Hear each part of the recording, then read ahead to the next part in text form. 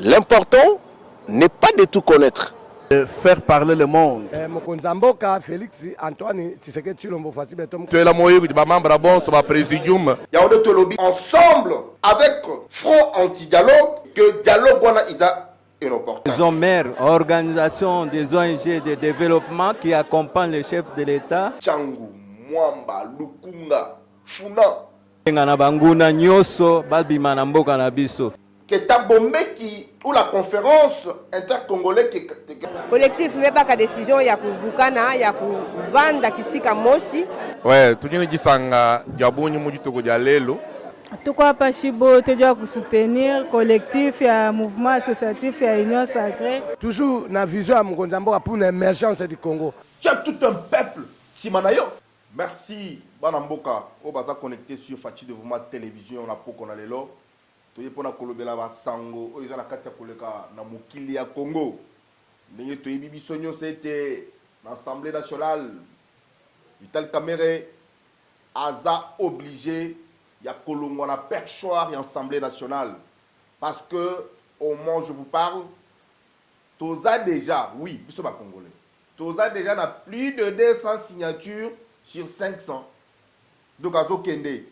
Vital Kamerhe azolongwa pour la trahison contre le chef de l'État Félix Antoine Tshisekedi Tshilombo. Biso aurait marqué na ba sortie médiatique à plusieurs fois de quelle manière il contredisait le chef de l'État. Et on a pour dire que Vital Kamerhe la kaningini azolongwa pour la trahison qui a bibara chassé au naturel mais revient au galop. Oui, à longwa qui na 2009.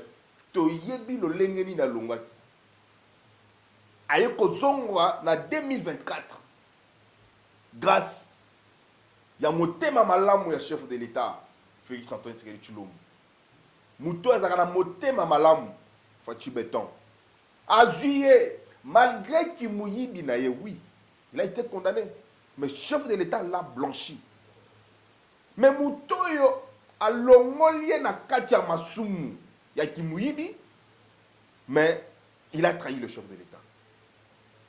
Pendant que Mokonzamboka azola la te, batata mama bandeko, Kamerhe il travaille en connivence. Na bateau ba occupé parti na biso illégalement. M23, IDF et les autres. Donc bango ba solarana Kagame. Pendant que ba Congolais bazo kufa na est. Pendant que ba Congolais bazo kufa na Bukavu, na Walungu, Masisi, Goma de partout. Parce que bango ba yé pour libérer le Congo. Mais pourquoi ces gens-là nous tuent? Bazo ba Congolais pour nani. Yo lobi que non, tu es venu libérer le Congo. À l'entretemps, Zobo ba Congolais. Au Zobo ba Congolais, oh yo moko yé ko libérer. To moni lo lengeni chef de l'État. Azola la te pour na kiné kota na est. Mais chaque fois que Vital Kamerhe azobima na ba sortie médiatique na ye, il fait que contredire le chef de l'État. Il y a une sorte de que Vital Kamerhe azolongwa pour la trahison na ye. Oui. Oui, azolongwa. Exactement. Ba imboka nazo wana scénario oyo ndenge le kaki na 2009. Oui, je crois que dans la période où il y a la session budgétaire. Tomonika paf. Joseph Kabila alias Kananda a décidé que non, Kamerhe faut démissionner. Pourquoi? Parce que Mokonzi, avant qu'il y ait un loboko à gauche, Kamerhe qui est dans le loboko à droite. Ceux qui m'ont dit à droite, il y a qui à gauche. Est-ce que c'est comme ça qu'il faut collaborer avec le chef? Toyebi lo lengendini, esprit patriotique. Oh, ils ont animé Mokonzamboka Félix Antoine Tshisekedi Tshilombo. Nous le saluons. La haute autorité politique de l'Union Sacrée, chef de l'État Félix Antoine Tshisekedi Tshilombo. Oyo lelo Kamerhe Oba Blanchisaki a trahi rien. Pendant que le chef de l'État est dans le processus de Washington, récemment, dans le processus, il y a Doha, mais Vital Kamerhe se permet. Il y a comme ça un point de presse, l'ambassadeur belge, je ne sais pas, l'ambassadeur européen, pour contredire les schémas mis sur la table par le chef de l'État. Il y a un tozo sepelana député wana. Peuple congolais n'a pas ça qui bino mandat. Peuple congolais n'a vota bino. Bon, continuer à signer pétition wana. Ce qui n'a pas dans la caméra, et recoute démissionner. Dans les démission à RTNC. Parce que les députés va se payer na yoté. Au-delà, il y a trahison. Ils ont trahi Mboka. Ils ont trahi le chef de l'État. Yo, au traité de député bien. Pour toi, un député, je vis en pleine plénière. Ils ont humilié un élu de Chikapa, honorable André Mouchon. Mais ce monsieur-là, il a été voté comment? Tu humilies un député comme toi. Est-ce que ça a un sens? Un député qui réclame pour prendre la parole, pour expliquer le problème à peuple, tu l'as traité comme un petit garçon. Tu oublies que Aza élu ne tue. André Mouchongo, courage à toi. Tu l'as qui peut plénière Juan. Tu l'as qui peut plénière Juan. Il y a un autre solo. Tu es président de l'Assemblée nationale. Ce sont tes collègues. Au-delà, il y a fonction d'ailleurs. Bon, il y a Kayomo. Il y a un autre temps, mis tout quand tu toques. Bango bazoya peut-être na bayango. Quelle honte Kamere. Quelle honte Kamere yo. Récemment, aux zones la pona ba frais de fonctionnement. Quelques jours plus tard, Tomono na Canada, na 20 délégations 22 personnes. Bongo ngo utakiwa. Ça dit yo défi ça l'État congolais bongo. Il y a un autre lobby que la pétition. Aux la katia ko signamé n'a parlé du peuple. Ça a la raison d'être. Oui, ça a la raison d'être. Et on nous encourageons les députés au basi audace, il y a qu'à signer pétition pour Kamera. Nous avons besoin de gens au bazar vrai dans le peuple congolais. Nous avons besoin de gens au bazar vrai dans le chef de l'État. Félix Antoine Tshisekedi Tshilombo, au Azola la tête pour la sécurité dans Mboka. Oui, je ne cesserai jamais de le dire. Le pays va très mal. Nous avons besoin de dignes fils au besoin de servir chef de l'État avec loyauté. Est-ce que Togolo Nathan Oyo, que Kamere Aza loyal, le chef de l'État? Togolo que Kamere Nenga Zawana, Aza loyal, na ba institution de la République. Togolo que Kamere Lelo Aza loyal, na peuple congolais. Sur base de quoi?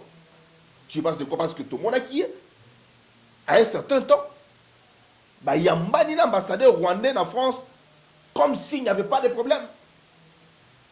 Quel comportement prendre à cette période, nous en tant que politiciens congolais? Position ni politiciens congolais à cause de la période où pendant que vous attaquez Ndakunayo, il faut que vous soyez voisins. Nous avons tout le monde. Nous avons tout solo là. Pendant que Ndakunayo est attaqué par les ennemis. Il faut que les gens qui na clôture à l'opéra, ok, ne consolona ba non, vous voyez, ok, ne consolona ba ennemi na yo. Ou il faut aussi les attaquer. Ou soit créer une stratégie diplomatique et que non, je peux chercher un homme qui est fort pour des fonctions qui est médiation et quota. Mais pour la caméra, il est fort nos chefs de l'État sur le plan diplomatique. Et tel y était. Il y a un autre qui dit que les scénarios se passent exactement. Le lengue mokona scénario en 2009. Oh, Joseph Kabila alias Kanamba a décidé que Kamere nazo c'est la démission de Yofo Longwa. Oui, Yofo Longwa. Oh, tout le monde qui va après l'élection, Bachaki Mwana Mboka Ivaris Bochab comme président de l'Assemblée nationale n'a pas si un mot de Segazouane. Oui, nous avons besoin de Congolais qui doivent être vrais avec la population congolaise. Nous avons besoin de Congolais. Il faut pas à la vraie, le chef de l'État. Le chef de l'État vous donne une mission. Bon, parlons. Le chef de l'État paie sur fonction. Il te donne confiance. Nassimoyo Fozo Kisanine. Loyauté zate, fidélité zate. Donc, pour donc je suis caméré, Et ça m'a lamouté. Il y a un autre que scénario en 2009. Il y a un autre en 2025. Mais cette fois-ci, Tozo c'est la caméré. Na discours anti-tisékédiste. Oui. Tout ça, c'est un discours contre Tshisekedi. Parce qu'à Zolongwa, le Lengemoko a salaka discours dans la période de Kabila. Lorsque Kabila lui demande, l'oblige de démissionner. Tu connais ce qu'il dit? Il faut démissionner na Yemoko. Tu connais kaka na ninga ba renard. Mouto a côté comme présider, c'est à sa destitution. Na ninga kenda. Mais avant qu'il y ait un discours contre Joseph Kabila, alias Kanam, tout le monde a payé comme opposant à masqué. Mais oui, aux autres travailleurs, il y a Mokonzi. Je profite même de cette caméra. Il y a un trésor. On a si le chef te place confiance, en retour, il a besoin de votre fidélité et votre loyauté. C'est comme ça. La fidélité paye. Quand même, le côté du chef de l'État, place une bozali et côté du bozo qui est parce qu'il t'a placé confiance. Président de l'Assemblée nationale. La deuxième institution, Yamboka. Tu n'es pas le moindre. Comment tu dois te comporter vis-à-vis de cette fonction et vis-à-vis du chef de l'État? Parce que c'est bien lui les garants. Ozo Boudé. Oh, Ozo Boudé, chef de l'État. Yo quand c'est ça pété pendant comme président de la République Nambo. Au Luka poste on a des années aux tout pouvoir vient de Dieu. Tika Félix Antoine Tshisekedi Tshilombo asala musala o zamba tinie likolo ya mboka Congo. Ya wala batata ba ndeko. Tozolo banabino était malheureusement Soki Vital Kamerhe Azamayel il faut démissionner. Il faut démissionner. Parce que vaincu en 2009 était obligé de démissionner. Après démission, il a commencé à inventer les modèles politiques comme si Yemoko a un modèle politique dans les héros nationaux. Oh non, vous voyez Lumumba. Oh, vous voyez Kassavubu, vous voyez un tel, vous voyez un tel. Oui, j'espère à cause de la même discours, wana, la destitution pour inventer tous les héros nationaux au Babundé Lamboka, comme si il y a un modèle na bango. Batama Bandeko, Yango Toyebisi Tabombe qui que. Comme il est mécontent, parce qu'il faut qu'on se le dise la vérité, messieurs et dames, Tabombe qui est mécontent. La conférence, c'est vraiment quelque sala. L'Afrique du Sud, soit conférence inter-congolais. Mais moi, je peux dire que c'est une messe noire. Banane Baké Kuna. Tout le monde écoute Kabila Kete. Moïse Katumbi Kete. Na moni batini de ba délégué na bango. Bakimi. Oui, Bakimi. Les autres, les 5. Depuis le 3. Dès ma kamona bango, on a inter-congolais fait banda. Qui sont les vrais Congolais? S'il s'agissait qu'on puisse parler ainsi. Tolo Belangopé. La conférence inter-congolais wana. Et c'est pas Congolais Bazakuna. Pas Congolais Bazakuna. Kamer Katumbi, 5 Congolais. Katumbi, 5 Congolais. Mais quand vous souhaitez que la sonité, tu sais que la sonité, où est-ce que Kanabiso? Kabila, 5 Congolais. Alors, pour besoin de cause, c'est-à-dire, Babengi Fayoulou, Babengi Katumbi et les autres et tout ça, pour créer un front contre Tshisekedi. Malheureusement, Kabunda Kete, Fayoulou a boyi, Congolais, Moussou, boyi, il y a conférence inter-congolais. Je comprends que le chef de l'État, Félix Antoine Tshisekedi Tshilombo, il a déboulonné le système, il a déboulonné Kabila. Des fois, peut-être nous, les Congolais, nous avons la situation Mboka, nous avons liaté, mais nous avons Mboka, Félix Antoine Tshisekedi Tshilombo, il mérite votre soutien, Félix Antoine Tshisekedi Tshilombo.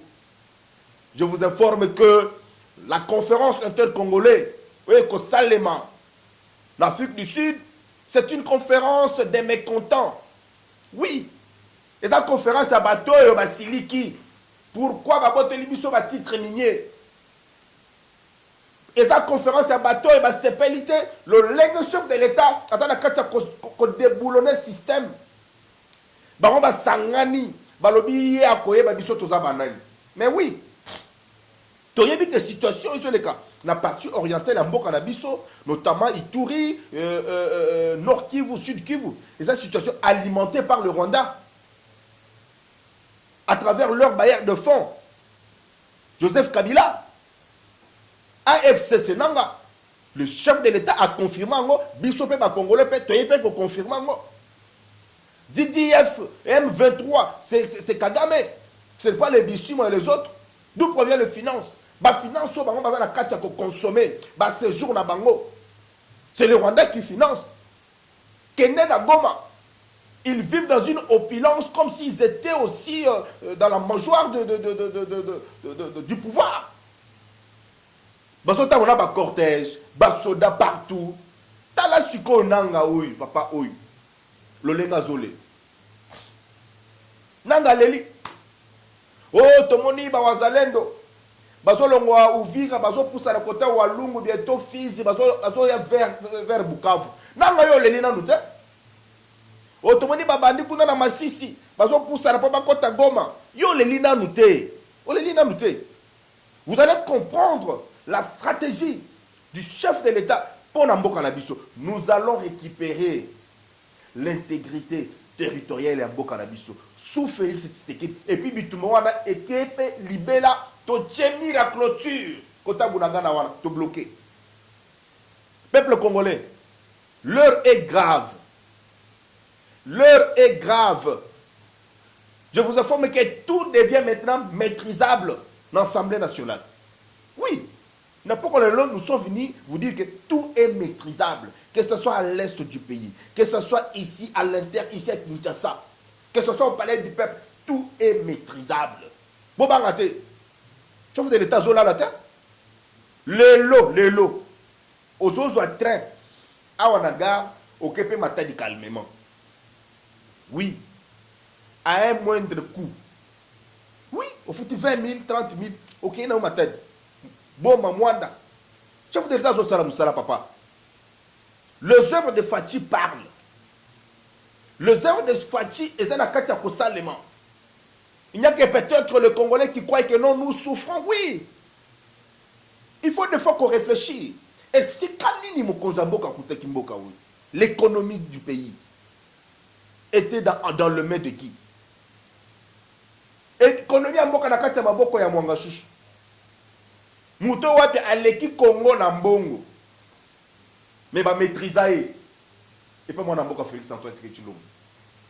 Mwangashushu est devenu maîtrisable parce que mois de septembre tout le système maîtrisable. Oui. Mwangashushu était maîtrisé à côté pendolo. Na ndengani minere nyoso ya Masisi. Na maboko Mwangashushu. Nana pesa qui est titre minier Joseph Kabila.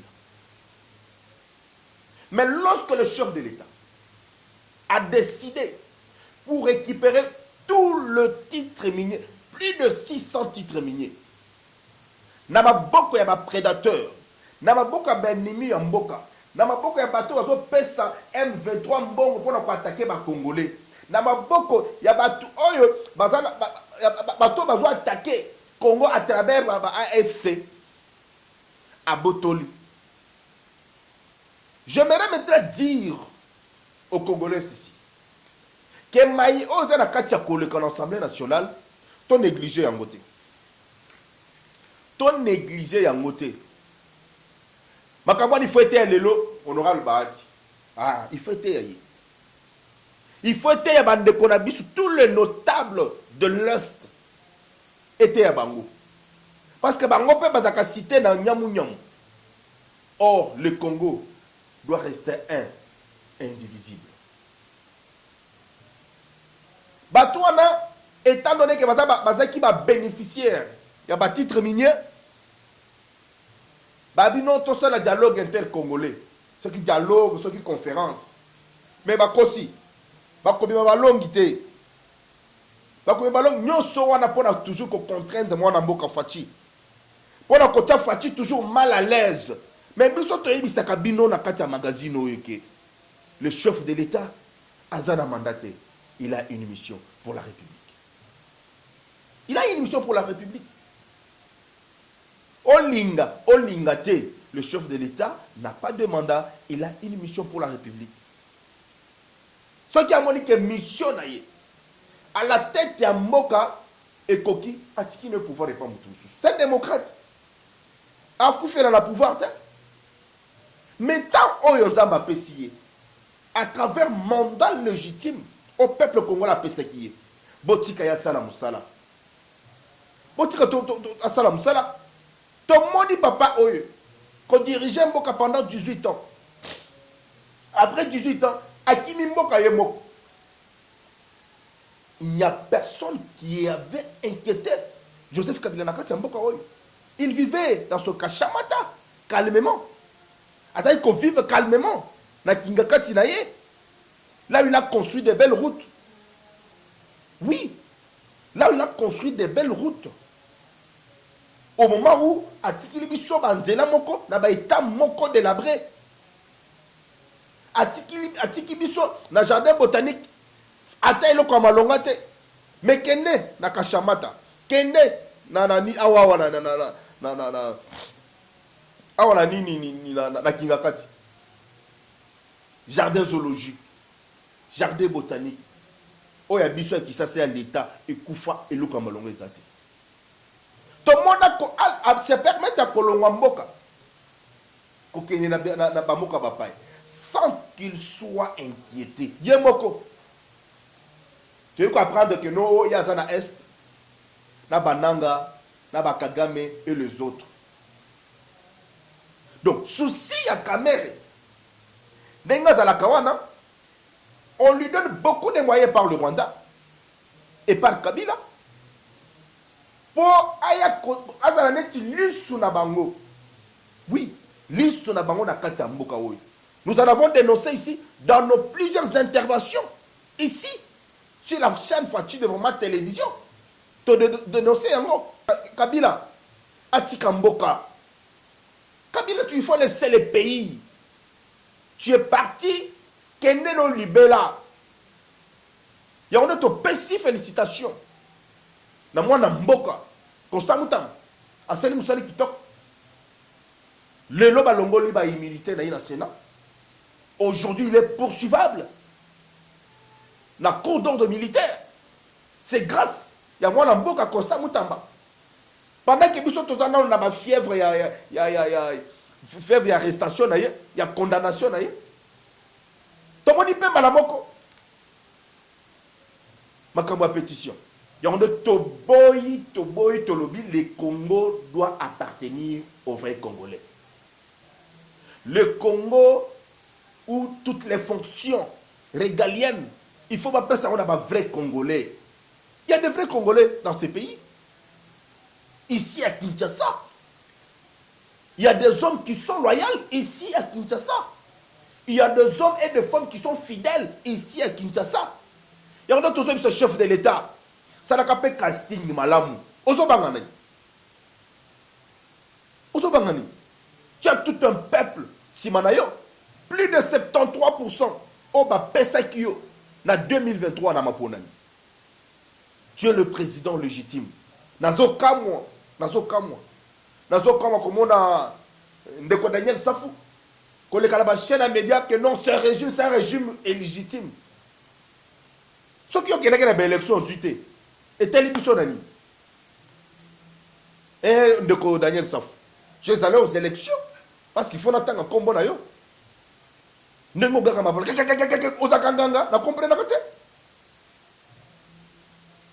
Tu qualifies de ce régime, tu qualifies le président de la République d'être illégitime. Un homme qui a gagné les élections avec plus de 73%. Et on est à Congolais, le chef de l'État a un temps, un jour, à Kolongwape, ou Troussoupé à Koya. Bozana Kimia na Mabota na Vino. Parce que tout devient maîtrisable. Oui, tout devient maîtrisable. Na pokola lelo, na ikapola kolobe la pétition. Vous avez Katia Kosalema na parler du peuple pour encourager nos députés. Parce que vous avez le mandat du peuple congolais. Le peuple congolais veut voir le changement. Le changement, c'est récupérer l'intégrité territoriale de notre pays. Nous ne voulons pas battre aux traités naba ennemis. Vital Kamerhe est en connivence na Bananga, na Kagame, na Kabila pour balkaniser Mboka. Et que ça les matin sous Tshisekedi. Bientôt nous allons lancer la campagne. Non, front contre la balkanisation. Bientôt, nous allons lancer un mouvement Moko Mounene. front contre la balkanisation. Tous ensemble bientôt. Et on est tous les Congolais. Au moment où nous allons lancer ce mouvement, Boya est belé pour te contraindre ma ennemi à Mboka, tous à la cima, et un chef de l'État, Félix Antoine Tshisekedi Tshilombo. La personne, merci.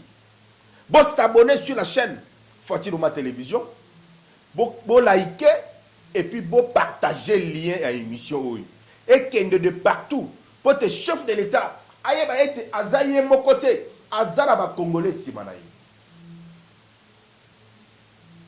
La PSI, merci Mingi, et par réalisateur Nabiso, Trésor Moubiala, Azo Salam Moussala Kitok, Namoni diplôme Nabiso Kota Vandi, Madame Higuette Kabeya, Moussala Kitok, la PSI, merci na Pokolelo, na initiateur, il y a Fatih Oma Télévision, le DG Divin, et si Kazami na PSI Mbote, na PSI Biso, na PSI Bino Pembote Bino Nyoso, au Balandi Biso na Pokolelo. Lingamboka Congo. C'est le seul héritage qui nous a été légué par nos aïeux. Bonsoir. L'important n'est pas de tout connaître.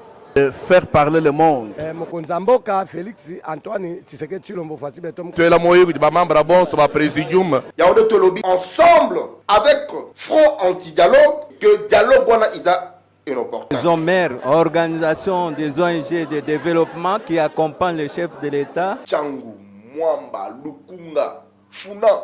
Ngana banguna nyoso babima na mboka na biso. Keta Bombeki ou la conférence intercongolais qui collectif mebaka décision ya kuvukana ya kuvanda kisika mosi.